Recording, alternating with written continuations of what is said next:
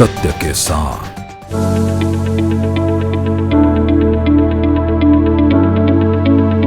ने अभी तक जो काम किए हैं वो पूरी जिम्मेदारी के साथ किए हैं। इस समय सीएम साहब का विजन है, धामी जी का विजन है, उसको आगे बढ़ाने में उनका बड़ा योगदान है। उत्तराखंड हमारा लगातार सतत उन्नति के पथ पर है।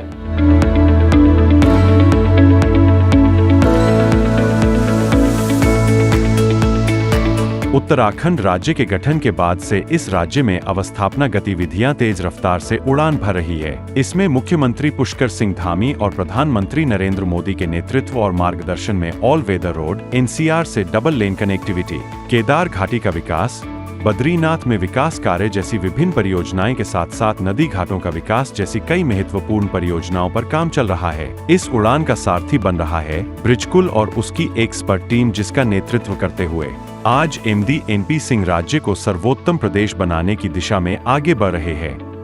देखिए, ब्रिजकुल जो सरकार का एक उपक्रम है और हम जो भी महत्वपूर्ण परियोजनाएं हैं उनको क्रियान्वयन समयबद्ध तरीके से और गुणवत्ता के साथ करने की हमारी जिम्मेदारी है। और ब्रिजकुल ने अभी तक जो काम किए हैं वो पूरी जिम्मेदारी के साथ किए हैं। अभी इस वर्ष में हमें अभी नैनी सैनी एयरपोर्ट का एक्सटेंशन और स्ट्रेंथनिंग का जो हमारा था काफ़ी अच्छा काम था। उसके लिए हमें अभी स्कॉच अवार्ड अभी दिल्ली में अभी दिया गया ब्रिजकुल को। तो उससे निश्चित रूप से स्कॉच अवार्ड जो दिए जाते हैं वो बहुत ही उनकी जूरी जो होती है वो बड़े उस परख के साथ ही वो सब देते हैं।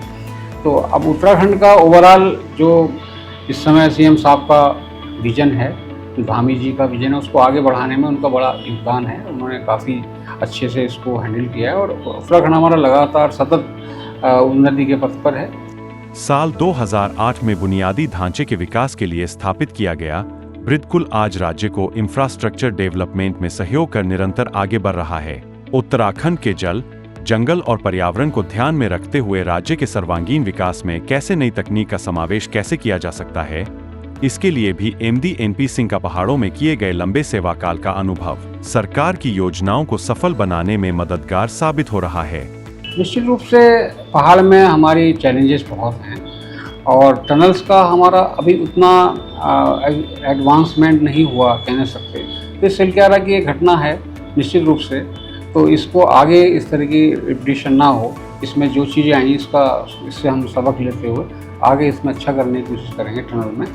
और रोपवे की जहाँ तक बात है, जैसे बद्रीनाथ, केदारनाथ, बद्रीनाथ में तो खैर सड़क हम वहीं तक है, वहाँ रोपवे की आवश्यकता नहीं, लेकिन हाँ केदारनाथ में या और भी जैसे ओली में अभी हम टनल की तरफ इसकी तरफ रोपवे की तरफ जा रहे हैं। मसूरी में भी रोपवे का प्रोजेक्ट है। तो रोपवे से निश्चित रूप से है कि हमारा जो सड़क बनाने में हमारे पहाड़ को काटने में इसमें वो काफ़ी अनस्टेबिलिटी आती है। रोपवे में निश्चित रूप से, क्योंकि जहाँ हमारी टावर है वही हम डिस्टर्ब करेंगे, काफ़ी पेड़ों पे का भी बहुत ज़्यादा वो नहीं होता। तो रोपवे एक बेटर एक सॉल्यूशन होगा, जिससे हमारी कम से कम क्षति के साथ हम एक यातायात को एक तरह से व्यवस्थित कर सकते हैं। और टूरिज्म का इससे देखिए हमारा जो रोपवे का है उससे टूरिज्म को भी काफ़ी बढ़ावा मिलता है। तो इस तरह से रोपवे हमारे प्रोजेक्ट भविष्य में जो बनेंगे इससे टूरिज्म को बढ़ावा मिलेगा और निश्चित रूप से हम जो सड़क में जो पहाड़ कटान वगैरह होके जो होता है उससे काफ़ी कुछ हमें स्टेबिलिटी की तरफ हम बढ़ेंगे। बहुत डैमेज हम पहाड़ को नहीं करने जा रहे और रोपवे हम यथासंभव हम कोशिश करेंगे कि हमारे स्टेबल उस पर बने।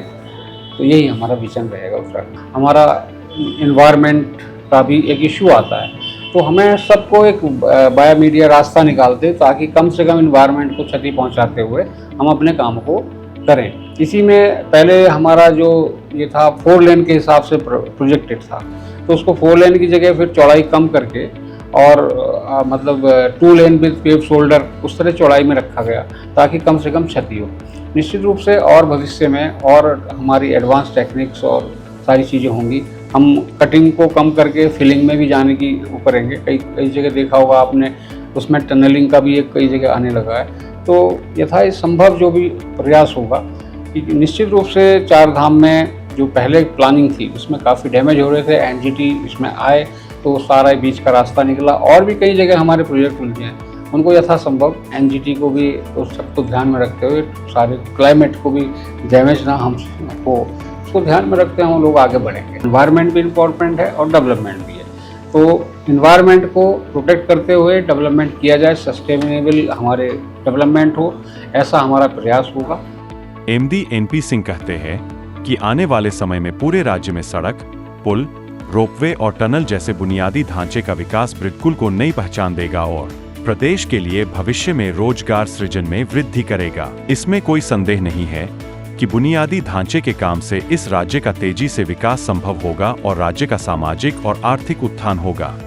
आगे हमारा विजन है कि हम टनल से, जो अभी हमारी रिक्वायरमेंट है उत्तराखंड की, कि रोड वर्क में से अब हम टनल की तरफ धीरे धीरे शिफ्ट हो रहे हैं। उससे हमारी जो होगी वो आसान होगा, क्योंकि हमारा जब सड़क तो सरफेस पे जाती है, उससे पेड़ वगैरह काफ़ी कटते हैं। टनल से क्या होगा, हमारा रूट की दूरियां कम होंगी और जो क्षति हम फॉरेस्ट वगैरह की वो कम होंगी और वो सुरक्षित एक वो रहेगा। तो टनल की तरफ हम जा रहे हैं। तो टनल के लिए कोशिश है कि ब्रिडकुल टनल में अपना स्पेशलाइजेशन हासिल करे और टनल्स के प्रोजेक्ट्स को अच्छे से संपन्न कराए।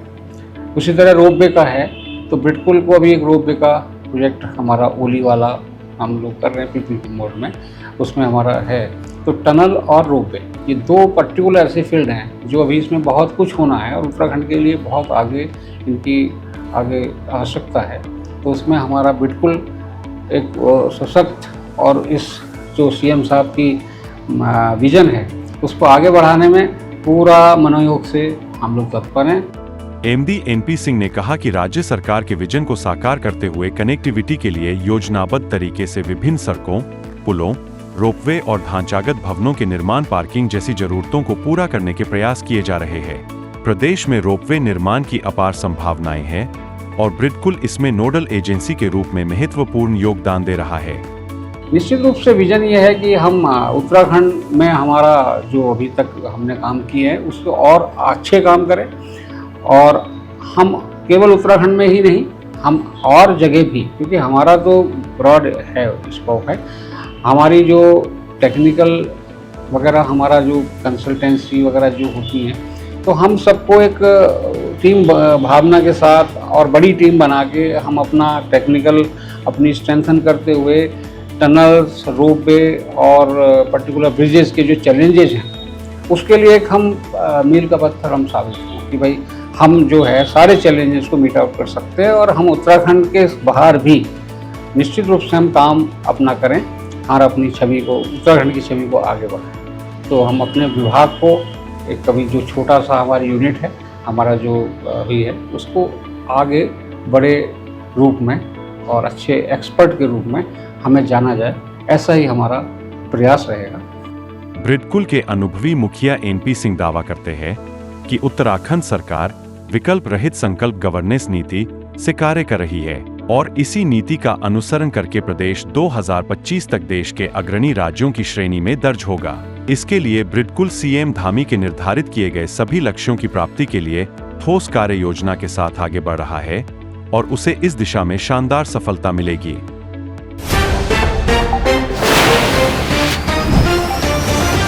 सत्य के साथ